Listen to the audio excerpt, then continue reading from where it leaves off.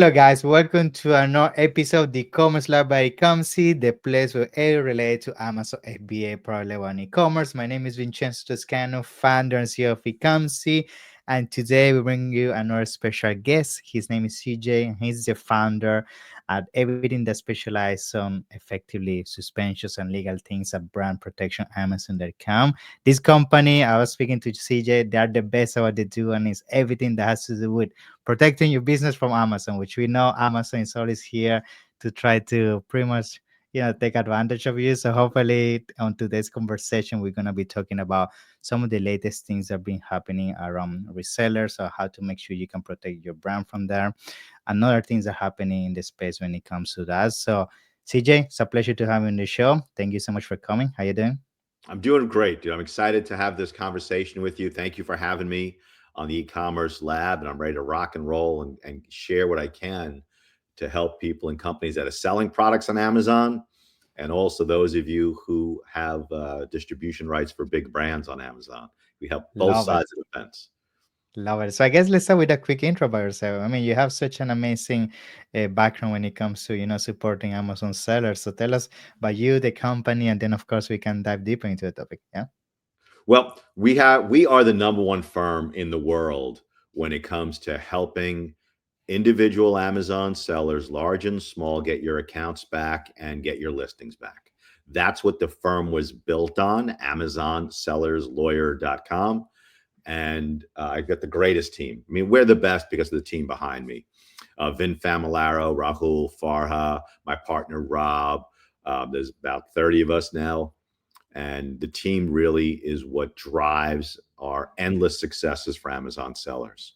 Um, in around 2017, 2018 or so, what Amazon sellers started to do was to try and get exclusive distribution rights to sell branded products on Amazon so that they can get all the sales and control the pricing. Yeah. And only a handful at first were successful. And some of those people were our clients. So that's what then led us to what's called brand protection Amazon, where we help sellers who have distribution rights to big brands stop unauthorized sellers. Okay. So I recognize, baby, we are on both sides of the fence. We're the best at what we do at both helping sellers and also helping those who have distribution rights to brands. And those are the two things I'm most excited about. Yeah, love it. I think that's the perfect essential focus I want to have on today's conversation, which is everything when it comes to having exclusivity deals when it comes to distribution and how this is being getting tougher and tougher when it comes from the Amazon side of things. And also on the other side of the coin, like also if you have a brand, you don't want certain sellers to be selling your things without your authorization. So tell us like what has been going on lately with Amazon and how Amazon is effectively, maybe supporting you along this journey, because it seems so far that they're clearly not. That's where experts like I say have to come on board and make, the magic of supporting the business. But tell us more about that. Yeah. Well, I see Amazon. Amazon just created the playing field. They Mm. built the stadium for you to access hundreds of millions of consumers, right? And then it's all about making money. Amazon wants to make as much money as possible, which means charging sellers as much as they can for storage and fees and pay per click and all that stuff. But they built the stadium for you. You would not be competing unless Amazon created this ecosphere. So I think it's not the big bad, Death Star, right? But it's pure analytical, data driven business. That's what it is. And what's been going on lately is that there's certainly a consolidation as to the number of sellers, and you got to increase your game and get better and more efficient. But I still think it's the number one opportunity in commerce anywhere in the world right now. Agree. So now I think something I've been experiencing a lot, and I'm gonna talk now from the perspective of brands that are being suffering in from all these things that you just mentioned, specifically the lack of protection that some of these brands are experiencing on the platform, like having people that without your authorization and effectively selling your product, and you just struggling throughout the means that Amazon provides you to enforce some kind of protection to remove these people effectively from the platform. So I'm sure you're experiencing this with your clients as well, and I'm sure you have also uncovered the best approach when it comes to combat that. So what has been your advice when it comes to people that come to you experiencing that, in the way of the best approach to navigating decision? Yeah. Okay, so it all boils down to, and it's the same information for brands Hmm. as it is for sellers. Okay, it all boils down to this in the United States, right? Do you have the right to sell the brand's products, Hmm. right? Or if you look at the other side, does the brand have the right to stop you from selling its products? And that boils down to a body of law in the United States called the First Sale Doctrine. First Sale Doctrine. And the brand's goal is to take the sale of the products outside the first sale doctrine. The Hmm. individual seller's goal is to make sure it is inside the protections of the first sale doctrine. So, what does it mean? It boils down to what the consumer receives. Okay. So, when you buy a product, it has certain benefits, right? Like a warranty, customer support. If there's a recall, getting that notice, coupons for future purchases, right? So if the consumer is getting all the same benefits, right, that from an unauthorized seller versus the brand, then you are protected as a seller and the brand is impotent. They can't stop you, right? On the Interesting. other hand, if the brand works something into those benefits that unauthorized sellers can't provide, right? Then the brand can take it outside those protections and the brand can stop you, right? So if you're a seller, you want to make sure before you dump, tens of thousands or hundreds of thousands of pounds, euros, or Hmm. dollars into a product, right? That the sale of that product is inside the first sale doctrine. The consumer's getting all the same benefits and you're safe, right? If you're a brand, right, you want to focus on making something in the benefits that an unauthorized seller cannot possibly provide. Mm. Okay. And I got a great example. Okay. Yeah, I was gonna ask you that. Okay, so there's a really fancy steak knives, cutlery, Yeah. Wusthof. It's a German brand, right? If you spend money and you buy one of their knives and something goes wrong with the knife, like it becomes loose or whatever, Wusthof, their warranty says they'll take the knife, they'll send it back to Germany to have it repaired at the factory, right? If you are an unauthorized seller, you don't have access to that factory. That's it. Sales are outside the first sale doctrine. The brand can stop them. Okay, just one Interesting. example. It almost always boils down to the warranty. Um, and that's really, I would say, new sellers, kind of middle level experienced sellers, look at the warranty of Yeah. the product that you're investing in and see if you can match it word for word. Money Yeah. back guarantee, boom, go for it, right? Yeah. Yeah. I Sending was it back going to to the actually mention that this could be a very interesting actual criteria for pro research, because a lot of people that they're looking for brands to distribute or represent, I never heard they actually check on this criteria. Like, can I actually fulfill what the brand is promising in terms of after the purchase and anything? And that's where a lot of people come into, the trouble that we're actually discussing right now. That's a very good insight you're sharing with us today. Yeah. I would fine tune it a little bit, right? So if you're using like a Google sheet, right, or a Mhm. spreadsheet or whatever, and you have the list of things you're looking at, I would add two things to it. Number one, is the brand trying to stop sellers, right? Yeah. Because you don't need the aggravate, you don't need the complaint against you, you don't need the IP, the rights owner complaint. And then number two, right? Can you deliver everything the brand delivers? Like, let's say there's a huge profit to be made, but the brand is giving people a hard time. Well, look at the warranty. If you can match it, then jump in. Yeah. Now, something I'm also experiencing with Amazon, I'm sure you're also seeing this with resellers specifically. Amazon is getting to the point that it seems like they don't really want resellers on the platform anymore. They're making things more either working directly with the brand, or they're going directly into the vendor program. Like, they're making things very tough for you to get ungated or approve, invoices to get ungated for certain brands. So, do you feel with everything you're experiencing with your clients, that's where Amazon is transitioning into, to a point that the reselling business kind of dying a little bit in the Amazon kind of world, right? Yeah, I You're have to saying. say the answer is yes. Yeah, Okay. So if you go back in the history of Amazon, Amazon built its business based upon third party sellers. Its yeah, warehouse system, the ability to have every product on earth, yeah, they built it on third party sellers, right? When the pandemic hit, the number of brands seeking to control who sold their products, since all brick and mortar retail was closed down, it started increasing exponentially and continued. Okay. Now, Amazon's vendor system, Amazon would always compete with sellers. They see where the markups are and they would screw you over, use your own data to steal your sales.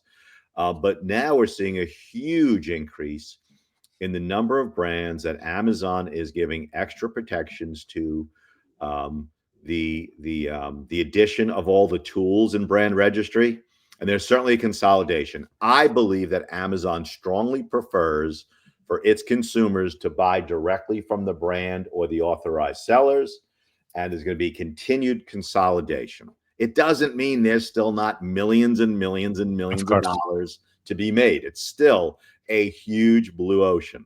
Okay, so I Yeah. still encourage people to sell on Amazon, but just got to be a little bit more careful, a little more thoughtful. Yeah.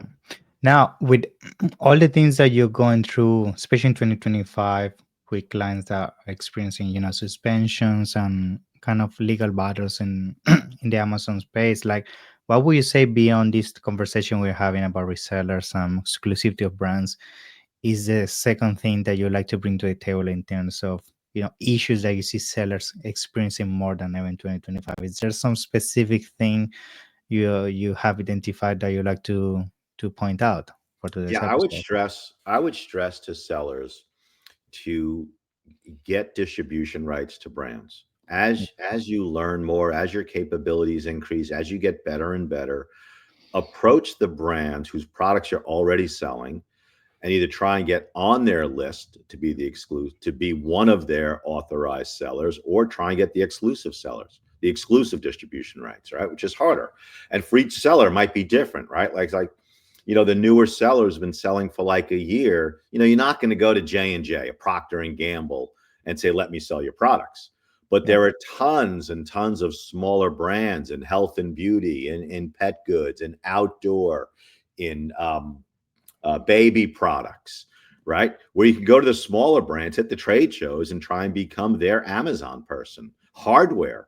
I went to the Ace Hardware show in San Antonio, maybe a month or so ago. I mean, there was like 800 different mhm, brands there. I mean, it was huge. So I would go forward.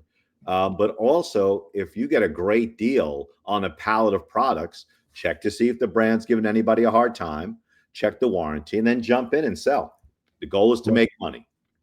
Now, in these distribution agreements that you encounter in terms of exclusivities, there's some clear kind of maybe language or mention that has to be put in place to make it, I guess, Amazon friendly, because we know Amazon is requiring certain documentation the moment that something goes wrong, and they have certain ways of wanting things to be presented for them to make an exception or allow you to do certain things within the platform, like getting ungated and all of that. So going back to my question, like with these exclusivity agreements, is there certain things that have to be done differently for Amazon when you're working with these brands, or it's pretty much as you will do for any other distribution channel? It's a great question. Since we are so geared towards people and companies selling products on Amazon, our agreements, let's say you went out, right, and you picked Yeah, up, I don't know, let's say a brand of pens, yeah, Sharpie, right? yeah, And Vincenzo now has exclusive distribution rights to sell Sharpie pens. We could get a draft agreement over to you in about, 15 minutes. yeah, And our agreement would clearly satisfy what Amazon wants because we kind of built it around that. So if you're doing it yourself or using a lawyer or a law firm who's not so experienced with Amazon, I'd probably say you're making a mistake yeah, because number one, if they make it Amazon compliant, it's going to take them more time, right? yeah, And number two, they might give you something that's not compliant. So if you're in that position and you've now made the deal and you just need the contract, get in touch. At the end, we'll give you the email address and the phone number and the website. But since we've done, I can't even tell you how many of these things, it's Yeah. really a really quick process for us to provide that agreement for you to then get over to the brand. Cool. Now, another thing I want to to bring to the table is, infringements when it comes to, potential patents and trademarks. This is something that's becoming a bigger and bigger issue in Amazon, right? We have a lot of clients that they have a very successful brand, they have a very successful product, and suddenly they encounter themselves people from China copying the product pretty much exactly the same, selling the product on Amazon. And we know that even if sometimes you put them through brand registry or you escalate it, sometimes these sellers just don't get removed. It takes a lot of back and forth, and we know already the deal here. So I guess what I'm trying to get with this is like, how are you handling these things with your clients? Because it seems like Amazon on paper says that they're going to protect you if you have the patent or the trademark, but it's very slow when it comes to taking action, which sometimes translates in thousands of dollars being lost on sales because people is buying old products that resemble the same product that you invent or you came up with a unique branding. So what is your advice on that? Yeah. Okay, so if your product really is different than what the Chinese are doing to mimic your product, for us, it's very easy to protect your sales and get rid of them. Okay. Mhm. You have to have the intellectual property rights, and a lot of sellers don't. But if you have them, there's really no reason why there should be any significant problems removing the Mhm. infringers. But that means you have to have the IP rights. Okay. Your product has to be different. Okay. And the people who are having that trouble just don't know what they're doing in terms of handling it. So, Yeah. like, listen, I don't know how to sell products on Amazon. I don't. Okay. I'm not good. Like, I've been to hundreds of trade shows, and the only thing I think that I've picked out that I thought was going to blow up, right, were these bone conduction headsets. So you Right. guys have the ability to pick products, you have the ability to get traffic, you have the ability to create good listings. Um, our expertise, or our not our expertise, I got to use different words for various legal reasons. Our focus is on protecting what you develop, right? So, I don't do my own plumbing repairs. I'm not an electrician. So I hire someone to do that stuff. And that's what your people should be doing.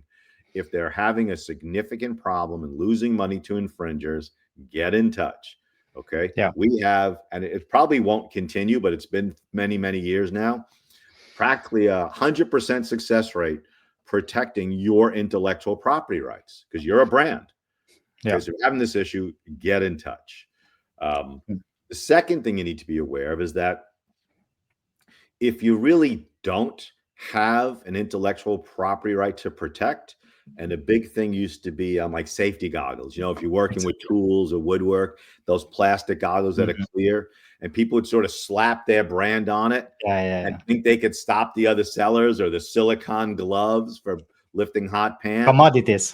If Commodities. it's a commodity, there's nothing you can really do. It's a commodity. Your Yeah. safety glasses, your silicone gloves are no different than the Chinese who are making it better and cheaper than you. And now you got to move on to something else. Yes, yes. Which now brings me to my next question, which is, when it comes to patents, usually people go down the route of design patent because much more easier than a utility patent. But I've been hearing lately that it's not as easy as it used to be when it comes to enforcing it. So just high level, like, is this something you're also experiencing, like when it comes to design pattern? Because at the end of the day, people can get very easy around that design pattern and just keep selling the same thing as you. So what is your experience with that, for example? All right. So it's been just about 10 years that we've been helping sellers. Okay. Yeah. And the law is the same, and our effectiveness, our efficacy is the same. Okay. So here's the story with design patents: they are much easier to get, they are much faster to get, right? And number three, they are much cheaper to get. Right. Okay. So the way that your competitors are getting around your design patents are by changing the product a little bit. We used to have a huge seller of diaper bags, right? And so you'd have a diaper bag, and there's a middle section for the clean diapers, a Mhm. sealed section for the dirty diapers, a section for the bottles with Yeah. cooling things and keep it warm, right? And the straps were wide and narrow and padded and whatever. And they'd see a successful diaper bag, they'd add an extra pocket or a zipper. It's a different design. and that's it. You don't have protection anymore, right? So with the design patents, the effectiveness is the same.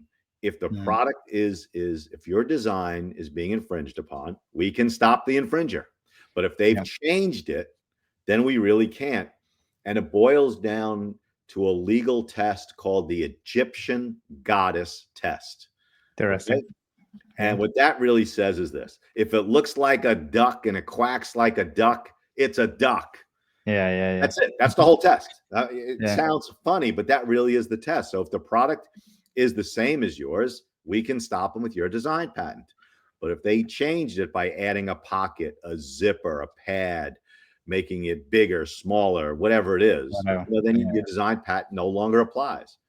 yeah, Okay. But nothing has changed. We are just as effective as we were 10 years ago or about 10 years ago as we are today and tomorrow. cool. Now, another thing I want to bring to the table: cease and desist letters. This is something that Amazon sellers love because I always have this conversation with sellers.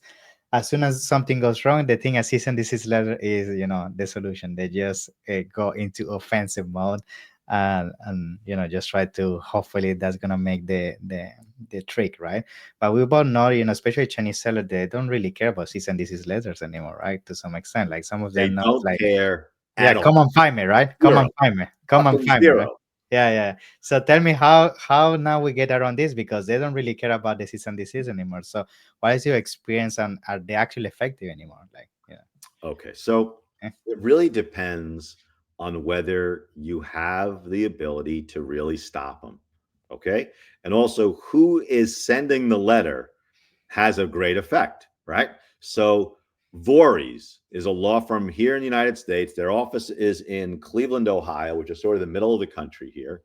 And they were sending like hundreds and hundreds and thousands of the same exact 4-page, 8-paragraph letter. And I used to tell sellers to throw them in the garbage, right? mm. And then I get a call from one of the lawyers over there, and he's all upset. What are you doing? Why are you telling them to throw our letters in the garbage? And I was like, well, because you guys don't do anything, right? So then Voorhees, from time to time, will actually start a lawsuit. Okay, it's pretty rare what they do. So here's what sellers should do: if you receive a C and D, okay, you should analyze it.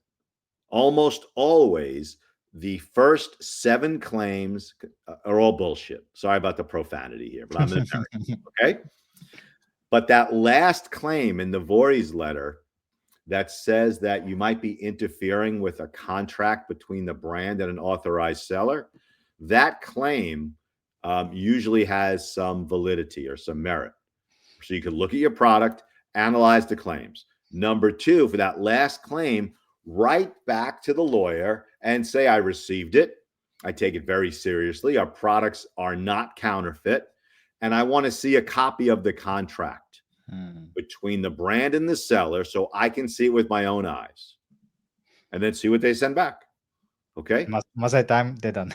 I Yeah. guess. Most of the time they send nothing. And if they don't show you that there's a contract, then their claim cannot be enforced. And it's a whole legal thing behind that. That's how you respond. Okay. Now, if you are the person sending the letters, right, make sure you're right. And I would send specifically, you can't sell my branded product for these reasons. Okay. And then identified very clearly. And if you do that, your letters may have some effectiveness. Our letters, we usually run a 70 to 80% effective rate in terms of stopping unauthorized sellers when we reach out to them. Okay. Nice. So we represent Manic Panic, for example. It's Yeah. a hair dye company. The founders are these brilliant, brilliant women who started the company decades ago. When we reach out to a seller and we tell them why they can't sell, they almost always stop selling. Mm. Okay. And if they don't, then we make complaints about them. We knock them off. So if you're sending these letters yourself, don't send a bullshit generic letter. Yeah. Identify the legal reason why they can't sell your products, and you'll have more Yeah. success. Cool. And now, last question I wanted to ask you, and then to come to a closure. This is a problem that I've been hearing more lately for some reason. And I know it's not that a new program, but it's becoming more commonly known, which is Amazon Apex have a program, which is everything to do with patents. So it, just given that you specialize on that side of the field, like, do you have an understanding if this is really a program that people should sometimes pursue, or is not advisable when it comes to patents? Like, what's your recommendation with that? Yeah. It's a great program that Amazon developed. Also, Okay. unfortunately, I'm not even allowed, even though it's all that 30 people that work for me do is focus on Amazon. We're not allowed to call ourselves specialists, but it's what we focus on, Okay. right? So if you have a utility patent, excuse me, the Apex system is really great. It is fast, it is cheap, and it's effective. Okay. Mm, Now, if you are being accused of violating somebody else's utility patent and they file for Apex, right? You do the analysis, and if you're not violating, then you oppose it. But it's a yeah. really, really great program that Amazon developed because it's so much faster and cheaper than going to court. And if all your money is being made on Amazon, that's really where you want it to work, right? Yeah. So if Okay. 90%, 95% of your money is coming from Amazon, you don't need to go to court. Use Amazon's own system because it's faster and cheaper. Love it. I think CJ, a conversation today has been amazing, and thank you so much for all the insights. I know we're only scratching the surface with this topic. Like, there's so much more we can talk about, but I'm sure some people want to reach out, have a deeper conversation with you, and explore your services. So, how people can find you? Okay, the best way to get a conversation going is to go to our website, amazonsellerslawyer.com. And there's a big case submit button. You put in your name, your number, your email, right? And then you get a call back for either me or a member of my client relations team. You can also email me, CJ at amazonsellerslawyer.com. Sellers is plural, lawyer is singular. Okay. And listen, not only am I old, I am old school. You can also call the telephone. I think Awesome. US is 01. That's 212-256-1109. But with the time zone differences, submitting your case at amazonsellerslawyer.com is probably the fastest way for us to get on a call. Also, I'm going to ask something of you and your listeners. Okay. Yes. Yes. So pandemic is over, man, and I'm spending way too much time at home. Okay. So if there's a group of sellers getting together, an event in the UK, please let me know. Get me an invitation. I love learning from sellers, just like the people who are watching this. Yeah, Okay. I love to travel, and give me a business reason to come to the UK so I can we take will. advantage of Trump's tax benefit and take a nice trip. We will. We will. So, thank you so much for being on the show, CJ. Pleasure, and hopefully see you soon. Yeah. Thank you, buddy. Thank you. Bye bye.